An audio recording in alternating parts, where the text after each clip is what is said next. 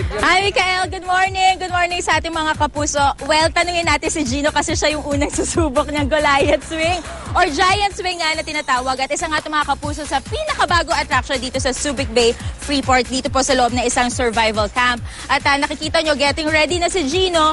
Ito pong Giant Swing, katulad kasi ng isang ordinary swing, parang pendulum po ang movement niya, back and forth po. At itong kinalalagyan ni Gino, yan po yung starting point niya. So, syempre, it's very relaxing sa una dahil nakaupo ka lang.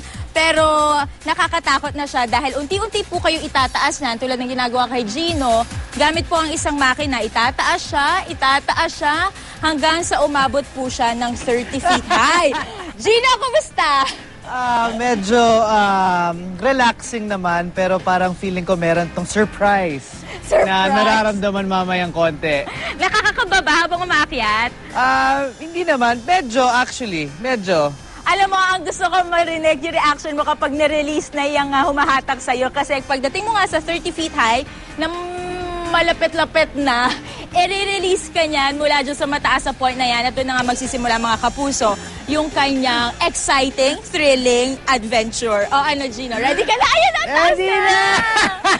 Oh my God! Oh my God! Medyo taas siya. Grabe ha? Pero safe yan mga kapuso ha. Dahil yung sinasakyan niya, yan po ay mismong harness. Ready, Gino? Ready! 3, 2, 1! Bakit ako yung sumigaw?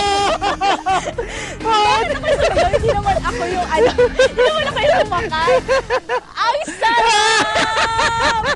And mga kapuso, yung Ginong yan, tanaw po niya mula doon sa taas yung kabuuan ng buong Subic. So, ang saya niya. So, nakatakot lang talaga siya sa umpisa, pero relaxing naman siya sa huli. O, Gino, kumusta? Grabe, nakagulat sa sobra. Talagang nabigla ako. Pero, yun nga, pag nakaupo ka dito, nakita mo talaga yung view na talagang makita mo yung buong Subic.